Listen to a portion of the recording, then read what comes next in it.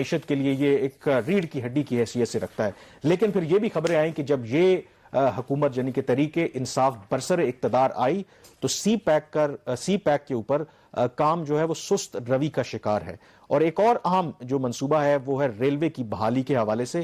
اس حوالے سے چائنا کو اب کچھ خدشات ہیں. تو یہ پہلے ہی منصوبہ جسے ML1 کہتے ہیں، مین لائن ریلوے جو ہے اس کو بحال کرنا ہے، فرسودہ جو نظام ہے، پہلے یہ ڈیلے کا شکار ہے.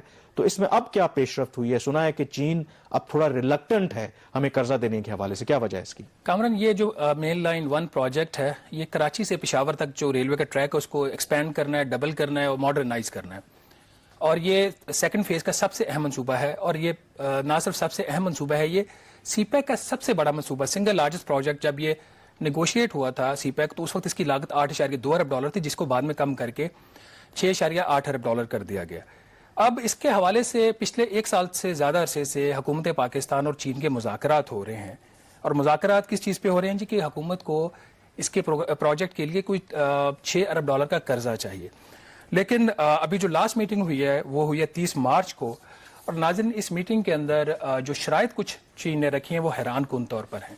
اور جو چین نے خط ظاہر کیا ہے کہ پاکستان کا جو قرضہ ہے وہ بہت زیادہ بڑھ گیا ہے، اور جس کی وجہ سے پاکستان یہ اگر $6 ارب کا قرضہ لے لیتا ہے تو اس کی واپسی میں مشکلات ہو سکتی ہیں.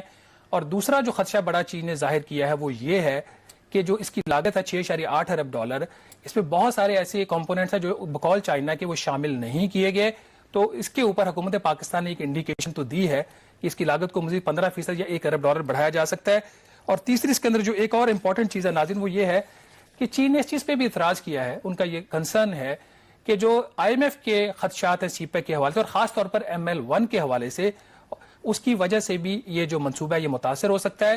اور ایک اور چیز جو پاکستان نے غالباً میرے خیال میں اپنے ہی پاؤں پہ کلہاڑی ماری، اور آج وہ چین نے بھی بات اس کے اوپر اپنا خدشہ ظاہر کیا کہ پاکستان نے جو دنیا کے 20 امیر ترین ممالک ہیں ان سے جو ڈیٹ ریلیف لیا تھا، جو قرضوں میں سسپینشن انہوں نے لیا کرونا وائرس کے آنے کے بعد، اس کی وجہ سے اب چین کا یہ کہنا ہے کہ ایک طرف تو آپ دنیا سے قرضوں میں جو اپنی معطلی لے رہے ہو، ان سے سسپینشن مانگ رہے ہو 2 سال سے 4 سال کے عرصے کے لیے، اور دوسری طرف آپ $6 ارب کا نیا قرضہ لینے جا رہے ہو تو واپس کیسے کریں گے؟ کامران، وہ خدشات ہیں، اور یہ خدشات کدھر سے آ رہے ہیں؟ چین کی طرف اور چین طرف سے آ رہے ہیں. اور جب آپ یہ بریکنگ خبر دے رہے تھے تو مجھے یہ لگا، کیونکہ میں بہت سے جو امریکن ڈپلومیٹس اس حوالے سی پیک کے اوپر کافی بات ہوئی ہے، اور یہ سمجھتے ہیں کہ سی پیک جو ہے پاکستان کے لیے ایک ڈیڈ ٹریپ ہے، کہ مطلب پاکستان ایک قرضوں کے بوجھ تلے دب جائے گا اور قرضے واپس نہیں کر پائے گا اور دیوالیہ ہو جائے گا.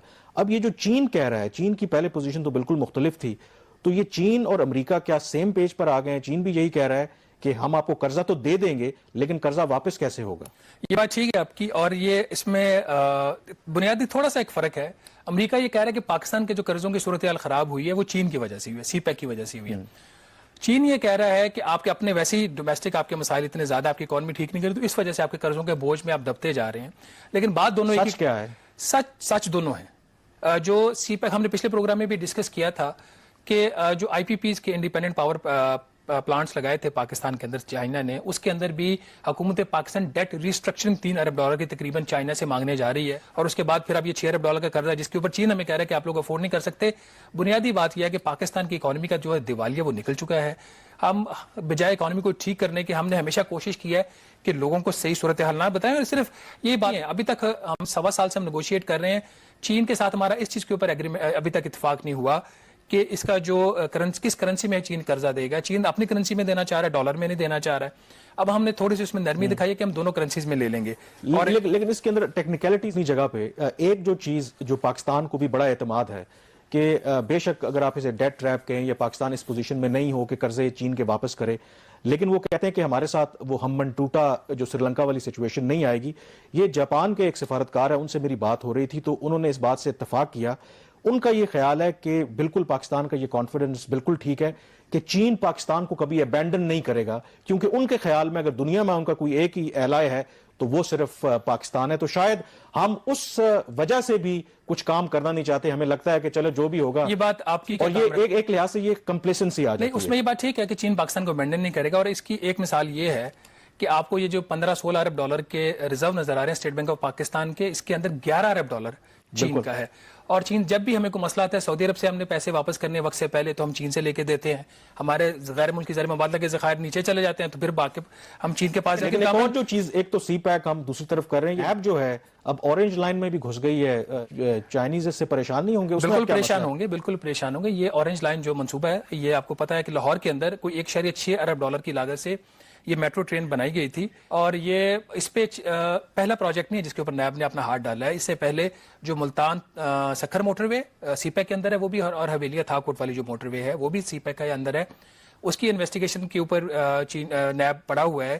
اس کے اوپر مراد سعید صاحب کے جو وزیر مواصلات ان کے بیانات ہیں، اس کے چین نے اس کے اوپر کلیریفیکیشنز بھی دی تھی اس کمپنی کی طرف سے کہ اس میں کوئی جو وہ گڑبڑ نہیں. اور اسی طرح یہ جو ہے اب اس کے اندر اورنج لائن کے اندر نیب یہ انویسٹیگیٹ کر رہا ہے کہ جو وفاقی حکومت نے 20 ارب روپے کے ٹیکس کی اس میں چھوٹ دی تھی اس منصوبے کو، وہ کن وجوہات کی وجہ سے دی گئی تھی صوبائی منصوبہ. اور دوسرا اس میں ان کا ایک سوال یہ ہے، نیب کا پتہ نہیں نیب کا یہ ڈومین بنتا ہے یا نہیں، کہ یہ جو منصوبہ جو تھا یہ سی پیک کا حصہ نہیں تھا. 2014 میں اس کی ٹینڈر آپ نے فلوٹ کر دیا تھا، اور پھر یہ سی پیک میں کیسے شامل ہو گیا؟ ایک اور ٹائم ہمارے پاس کم رہ گیا. ایک اور جو ڈیولپمنٹ ہوئی ہے احسن اقبال صاحب، کہ جو پچھلی ML1 کی فائنینسنگ کمیٹی کی میٹنگ ہوئی ہے، اس کے اندر چین نے بھی اب اس خدشات کا اظہار کر دیا ہے کہ پاکستان کا جو قرضہ ہے وہ بہت بڑھ رہا ہے، اور اس کے اندر شاید یہ کیپیسٹی نہ ہو کہ 6 ارب ڈالر کا جو ہم قرضہ لے رہے ہیں وہ ہم واپس کر سکیں. آپ اس ڈیولپمنٹ کو کیسے دیکھتے ہیں گیون دا فیکٹ کہ چین نے ہمیشہ پاکستان کی مدد کی ہے، پولیٹیکلی بھی، اکنامکلی بھی؟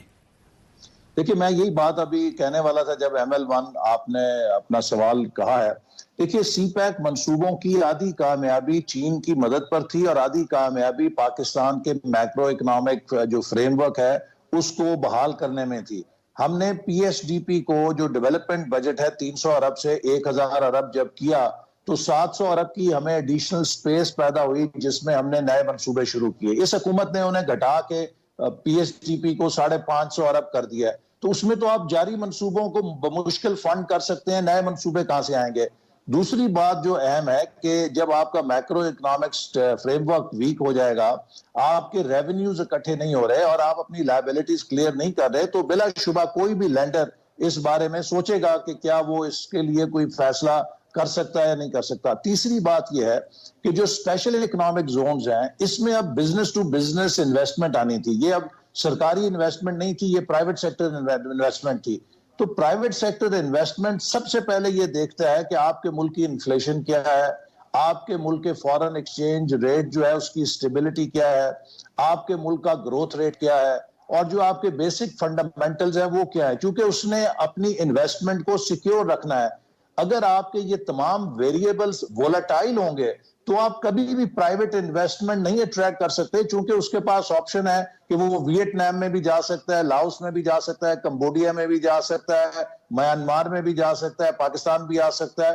تو وہ دیگر جو پرکشش ڈیسٹینیشنز ہیں انہیں چھوڑ کر کیوں یہاں پر آئے؟ تو اس لیے میں سمجھتا ہوں کہ جو انہوں نے ساری آپ نے سچویشن بتائی ہے، کیا فیوچر ہے سی پیک کا؟ کیا آپ کو لگتا ہے کہ ہم سی پیک یا چائنیز کمپنی کے لیے، پرائیویٹ جو کمپنیز ہیں ان کے لیے ایک پرکشش مارکیٹ نہیں رہے، وہ ڈائیورٹ کر سکتے ہیں دوسری جگہوں پہ؟ دیکھیے اس وقت تو مجھے یہ خطرہ ہے کہ ہم نے تقریباً 40 ارب ڈالر کی فورن ڈائریکٹ انویسٹمنٹ ایسی چیز کے اندر اس وقت ہارنس کرنے کی اپرچونٹی موبلائز کی تھی، اور ہمیں اس بات کی پروجیکشن تھی کہ وہ آئے گی.